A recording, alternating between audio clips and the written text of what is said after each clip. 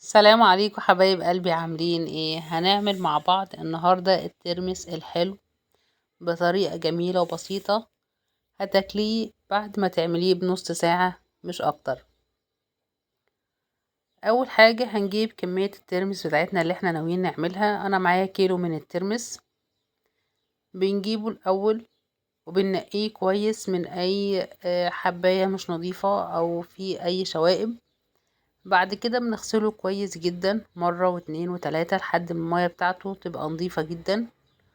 طبعا بيبقى فيه آثار تراب وعفرة من نتيجة النقل والتخزين، فلازم نغسله الأول كويس جدا قبل ما ننقعه. طبعا الترمس الحلو بعكس الترمس المر بياخد وقت في التغيير، ان احنا بنغير له المية 3 4 ايام، بنغير له كتير. الترمس الحلو بيبقى سريع جدا. شايفين المية معانا طالعة فيها شوائب وبعض الأتربة الخفيفة. بنغسله بقى كذا مرة لحد ما المية بتاعته تنضف خالص. طبعا الترمس احنا عارفين ان هو من التسالي المحبوبة جدا، فكتير مننا بيحبوا الصغير قبل الكبير، محدش ما بيحبوش. بعد ما غسلناه بقى كويس جدا هنبدأ يعني طبعا بنحطه في حلة كبيرة، بنملى عليه الحلة كويس. بنسيبه يعني مثلا من الصبح لحد بالليل تسلقيه او تبيتيه طول الليل في المية، بس اهم حاجة تكون كمية المية كتيرة جدا. لو مستعجلة عليه بتحطي مية مغلية حوالي 3 4 ساعات. لكن لو الوقت قدامك بتسيبيه من بالليل للصبح وتسلقيه او العكس طول النهار. بعد بقى ما بليته، انا بليته من الصبح لحد اخر اليوم. الحباية بقى ملت وبقت جميلة جدا. هي قلتلكوا بتكتروا المية كتير. بنبدأ بقى المية اللي احنا نقعناه فيها دي بنصفيها وبنشطفه برضو مرة واتنين من المية، على الرغم ان هي كانت نظيفة بس برضو بنشطفه كمان مرة. بعد ما بنشطفه كذا مرة برضو علشان نطلع لو مثلا في بعض الطعم منه او حاجة بتطلع كلها مع المية بتاعة النقعة دي. بنبدأ بقى نملي برضو عليه الحلة مية علشان نغليه ونسلقه.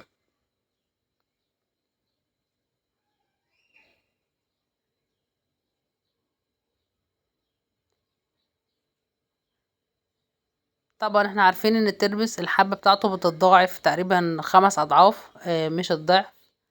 فلازم ان احنا نحطه في بستلة او حلة تبقى كبيرة، وزي ما احنا شايفين كده الحبة طبعا كانوا شوية صغيرين جدا ملوا الحلة بتاعتي.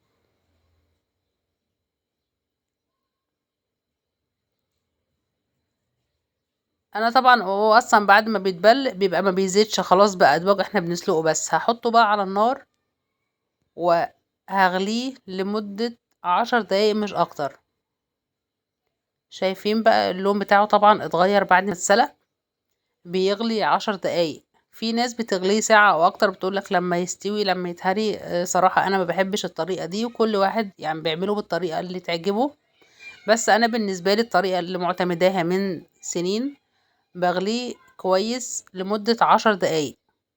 بعد كده بغطي عليه الغطا بتاعه واسيبه لحد ما يبرد نهائي. يبرد براحته بقى ساعة 2 زي ما يبرد، بس بغليه 10 دقايق بس. بعد كده بطفي عليه النار وبسيبه يبرد في ميته السخنة زي ما هو. مفضيش المية السخنة بتاعته او المية المغلية بتاعته، بغطيه بميته لحد ما يبرد.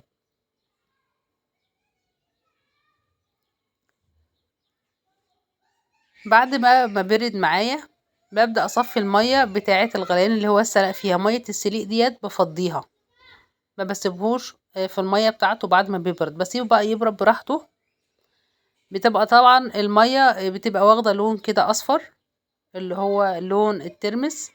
فببدأ افضي المية بتاعته دي وابدأ اشطفه كذا مرة لحد ما المية بتاعته تنضف برضو. لو احنا مستعجلين عليه يا دوبك بنشطفه وبنملحه وناكله على طول. لو انتي مش مستعجلة عليه قدامك وقت، هو عادي، هو كده بقى جاهز للاكل. لكن لو حابة ان انتي مثلا تغيري عليه لمدة يوم او 3 4 مرات كذا ساعة كده، كل معدل ساعة او 2 تغيري المية، بيبقى جميل جدا.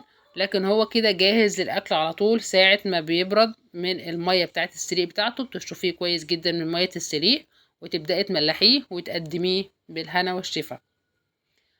انا بقى لو قدامي وقت مثلا طويل او مش مستعجله عليه، بسيبه لمده يوم، بغير له الميه 3 4 مرات في اليوم. طبعا تبقى هو موجود معاكي في المطبخ، بتغيري له كل شويه لو انت حابه وقدامك وقت.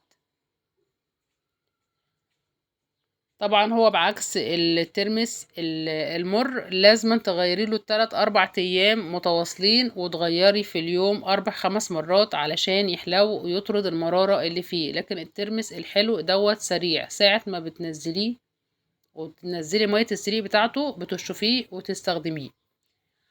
هبدأ بقى اجيب اي حاجة ان انا هحفظه فيها. بجيب المية بتاعتي، بتبقى مية طبعا من الحنفية، واحط بقى كمية الملح. طبعا انا مش مقيدة بملح معين، انت بتحط الملح ده اختياري حسب تمليح بتاعكم.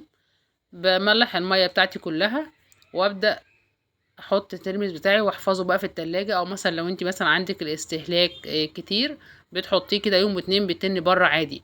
لو مثلا هتعملي كمية كبيرة والافراد بتوعك مثلا من الاستهلاك بتاعهم شوية، فبتحفظيه في التلاجة، بيكون امن ليكي علشان ما يعملش وش ابيض كده من فوق. هنزل بقى بالترمس بتاعي بعد ما بلحت المية بتاعتي كويس، وهحطها في التلاجة تقعد بقى معايا يوم اتنين، ابقى مطمنة ومش قلقانة ان هو لون المية بتاعتي يتغير او يعمل وش ابيض كده من فوق. ويفضل اصلا حتى لو سواء هو بره او في التلاجة، بناخد بكبشة كده علشان ما نبوظش المية بتاعته وتعمل لون ابيض. هنعمل بقى شوية بقى الاكل بعكس اللي هم ايه، ممكن تاكليه كده على السادة عادي بالملح. لكن ممكن بقى لو احنا مثلا هنحط بقى معلقة كمون، معلقة شطة لو انتوا حابين، فلفل اسمر، عصرة ليمون، بتدوبيهم كويس في شوية مية سادة، وتبدأي بقى تحطي الترمس بتاعك بقى نص ساعة كده، وتاكلي احلى شوية ترمس بقى واحلى تسالي تاكليها.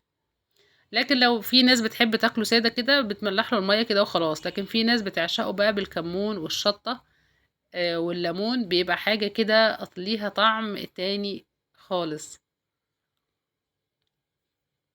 فاحنا بكده بقى عملنا معاكم. طبعا انا ما عصرتش الليمون بتاعه، ما حطيتش الشطه، طبعا عندي اطفال صغيرين.